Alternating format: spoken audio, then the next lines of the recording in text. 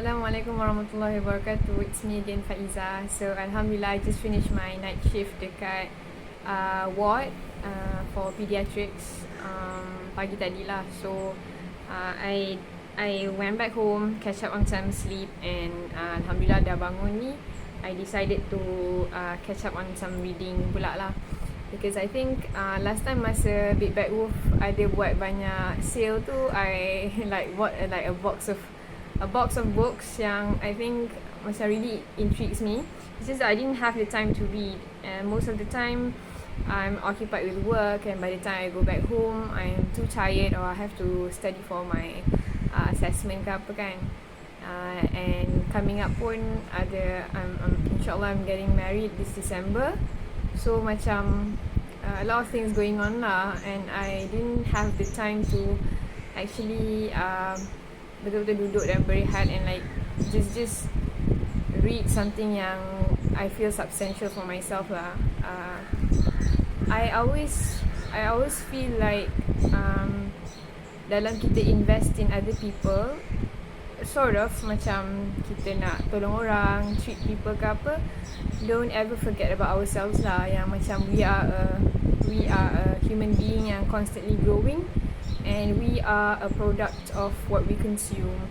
And to be honest, bila kita selalu penat or kita balik kerja tu macam tak nak fikir banyak, the things that we consume or I consume is mostly entertainment lah. So it's not really things yang very, how to say, things yang akan tickle my critical thinking ke apa, tak sangat lah. Usually I go for something more light read gitu. But nak katanya bukan nak saja-saja membebankan otak dengan benda yang difficult to read ke apa.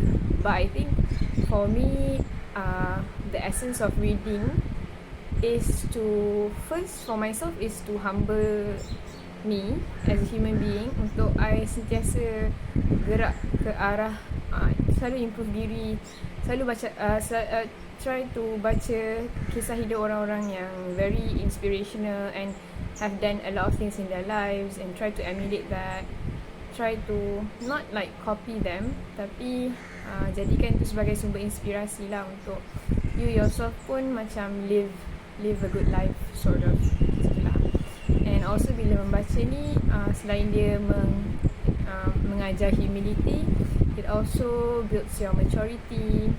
You gain a lot of perspective in looking at certain issues lah. I don't know why I always have this very annoying thought yang I'm not really good at macam street smart ke or political things or general knowledge semua tu. I'm not very good at that, and I always use that excuse untuk macam, oh, what's the point of reading more, you bukannya boleh exercise that in your daily life pun macam tu lah. But I think benda tu kadang-kadang, I don't know, it's not healthy lah to have that kind of thought. Sepatutnya whatever that you manage to read or you manage to understand, then you just use it to your own pace lah, untuk make sense of this world kan. So yeah, I mean, I don't know if any of you guys out there yang suka membaca and feel like reading is something that makes you feel, how to say, alive, and you like to go into other people's punya thought process, you rasa benda tu interesting, people's punya experiences. So I mean yeah, teruskanlah minat membaca tu kan, and share the experience with other people who also wanted the same enlightenment kot macam tu. And I mean, kadang susah to keep this hobby of reading when most of the time we are surrounded by, I don't know, macam very quick short-lived short videos. Tengok dekat I tak ada TikTok, tapi macam contohnya Instagram ke apa benda kan, kita lagi suka tengok benda tu daripada like actually spending some time to read and like build your understanding about something lah. It doesn't have to be within your macam contoh for myself, medical area ke apa, boleh je something else yang for you, what what interests you lah macam tu.